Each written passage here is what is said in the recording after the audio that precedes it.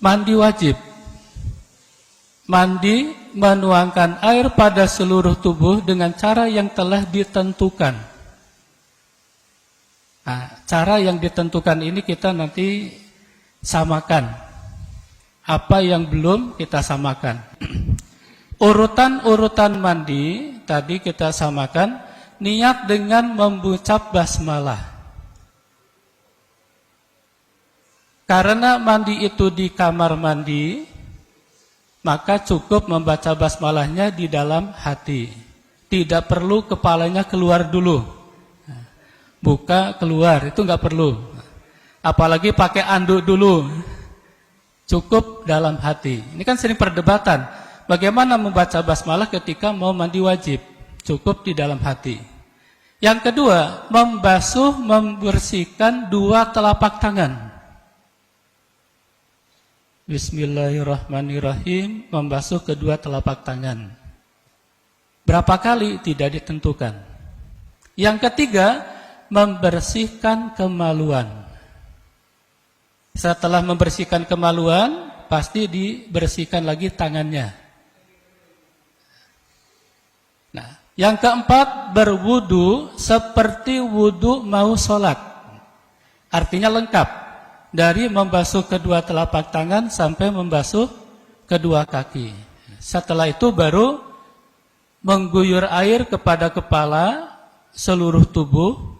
Ada yang mengatakan 3 kali, 3 kali, 3 kali. Kalau pakai shower, apa dimati hidupkan? Pokoknya diratakan. Diratakan semua tubuh. Tadi definisinya, mengguyurkan air kepada seluruh tubuh. Dengan cara tertentu. Cara tertentu itu ini Pak, urutannya. Niat membasuh dua telapak tangan, mencuci kemaluan, membersihkan kemaluan, berwudu, membersihkan kepala, badan, setelah itu menggunakan sampo, sabun, wangi-wangian. Kalau tidak ada sampo, pakai sabun boleh tidak? Boleh. Pakai rinso? Boleh. Ya itu terserah. Yang penting wangi, ya. Boleh. Oke.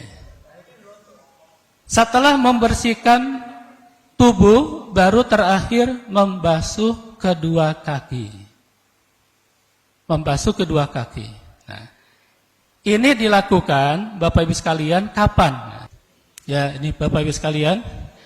Mandi adalah menuangkan air pada seluruh tubuh dengan cara yang telah ditentukan. Cara yang ditentukan tadi 7. Niat membasuh tangan, membersihkan kemaluan, berwudu, mengguyur air kepada seluruh tubuh, membersihkannya lagi, kemudian membasuh kaki. Ini yang disebut dengan cara tertentu. Apa bisa dengan cara lain? Bisa Pak. Umpamanya kalau bapak-bapak, ibu bapak-bapak terutama ya, ketika ada di penginapan, di hotel, di situ ada kolam renang.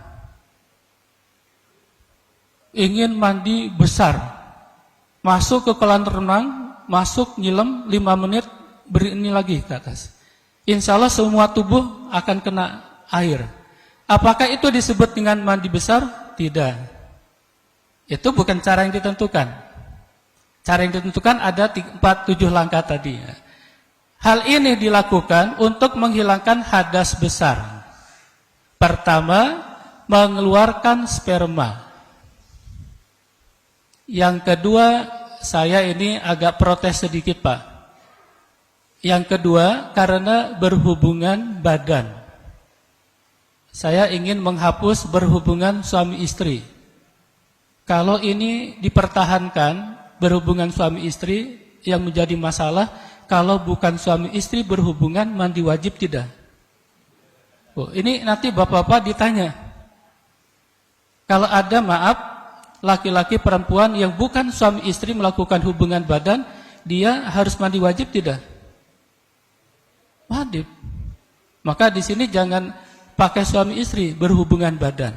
Bedanya antara yang pertama dengan yang kedua. Yang pertama itu penekanannya kepada mengeluarkan sperma. Satu mimpi. Yang kedua non mimpi. Kalau mimpi alamiah. Kalau yang tidak mimpi itu namanya pemaksaan. Maaf, masturbasi, onani, melihat film, mengeluarkan sperma, itu wajib mandi besar. Bukan berhubungan badan. Penekanannya pada mengeluarkan sperma. Mengeluarkan sperma bisa lewat mimpi, bisa bukan mimpi. Yang kedua, penekanannya pada hubungan badan. Apakah hubungan badan itu pasti mengeluarkan sperma? Belum tentu. Ya Mas ya? Mas Bowo? Dan dengan melakukan hubungan badan, belum tentu mengeluarkan sperma. Maka ada sedikit perbedaan. Sebab menyebabkan harus mandi wajib, pertama mengeluarkan sperma, yang kedua adalah hubungan badan. Ini laki-laki dan perempuan, yang ini ketiga, keempat adalah khusus bagi perempuan. Karena selesai dari haid, selesai dari nifas. Dan terakhir, apabila laki-laki akan menghadiri sholat Jumat. Jadi Muhammadiyah masih mempertahankan dalam putusan terakhir itu wajib mandi itu adalah karena menghadiri sholat Jumat. Kapan? Pada waktu pagi hari. Tidak perlu sebelum Jumatan. Bisa jadi sebelum berangkat ke rumah sakit itu sudah mandi. Bukan karena ada peristiwanya, ya. Bukan karena peristiwa malam Jumatnya, Mas. Karena mau Jumatan. Oke, ini sudah selesai. Ada masalah, Pak? Saya menganggap taharah itu gak ada masalah. Apakah setelah mandi wajib itu perlu wudu lagi? Sepanjang tidak ada yang membatalkan wudu, tidak perlu wudu.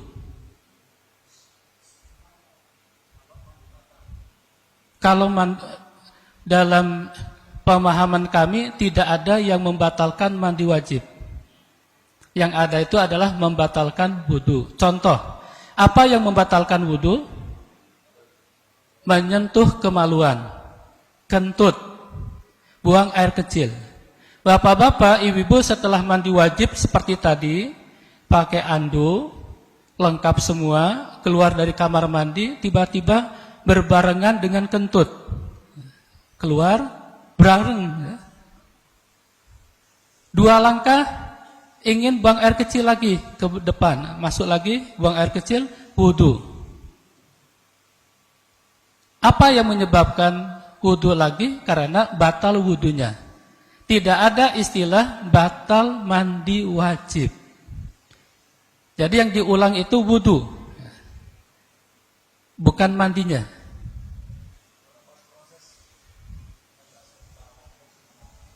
Batal tetap yang diulang adalah wudu.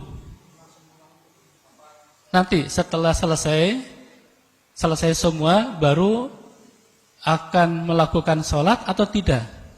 Kalau mau melakukan sholat berwudu lagi. Kalau yang diulang itu mandi wajib keseluruhan, ini menjadi repot.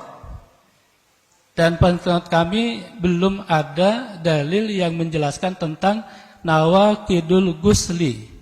Yang ada adalah nawaqidul wudu, hal-hal yang membatalkan wudu. Karena di dalam mandi wajib itu ada wudu, dan wudu dibahas sebelumnya, maka itulah menjadi titik poin.